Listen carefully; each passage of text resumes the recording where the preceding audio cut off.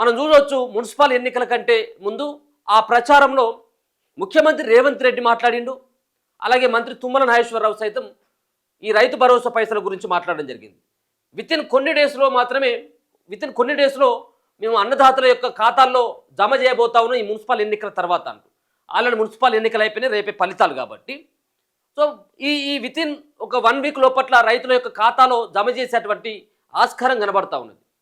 మరి రైతులకు సంబంధించినటువంటి ఖాతాలో జమ చేయాలంటే మరి ముందుగా పైసలు ఉండాలి కదా, ఉన్నాయా మరి రాష్ట్ర సర్కార్ దగ్గర అంటే 100% 9,000 కోట్ల రూపాయల కోసం ఆల్రెడీ ఆర్బీఐకి అప్పు కోసం దరఖాస్తు చేసింది తెలంగాణ రాష్ట్ర సర్కార్.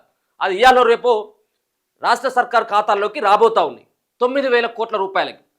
అంటే 21 సంవత్సరాలకి కొంత, 23 సంవత్సరాలకి కొంత, 27 సంవత్సరాలకి కొంత మొత్తం తీరుస్తామని ఆర్బీఐ తోటి ఒప్పందంలో భాగంగా తెలంగాణ రాష్ట్ర ప్రభుత్వం కోరింది కాబట్టి ఆర్బీఐ అప్పిచ్చేందుకు సిద్ధపడ్డది. అది ఈ 2 రోజులలో వాళ్ళ ఖాతాలో చేరబోతోంది, రాష్ట్ర సర్కార్ ఖాతాలు. వచ్చిన తర్వాత ఇమ్మీడియట్గా 9,000 కోట్ల రూపాయలని రైతుల యొక్క ఖాతాలో వేయబోతా ఉంది.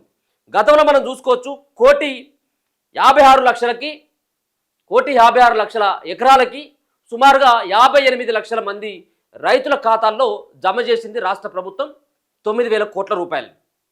సో గతంలో రైతు బంధు కేసీఆర్ ఉన్నప్పుడున్నది, దాని తర్వాత రైతు భరోసాగా మార్చడం జరిగింది. ఒక దఫా దీన్ని ఎగ్గొట్టిండు రేవంత్. దాని తర్వాత 15,000 రూపాయలు అన్నాడు, 15,000 లేవు, లాస్ట్కి మాత్రం 12,000 వరకు తీసుకొని వచ్చి మరి దాంట్లో కూడా కట్ చేసుకుంటూ వస్తూ ఉన్నాడు. 5 ఎకరాలకు పరిమితం చేయడం కావచ్చు. ఉన్నటువంటి ఇప్పుడు దాంట్లో కూడా ఇంకా రేవంత్ రెడ్డి సర్కార్ ఏర్పడ్డ తర్వాత కూడా 1,58,000 ఎకరాలకి రైతు భరోసా పడ్డది.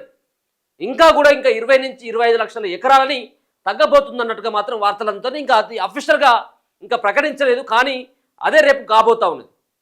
దాదాపుగా 1,30,00,000 ఎకరాలకు మాత్రమే పరిమితం కాబోతా ఉంది రైతు భరోసా. సాగు చేసేటువంటి రైతులకు మాత్రమే రైతు భరోసా ఇచ్చేటువంటి అవకాశం కనబడతా ఉంది.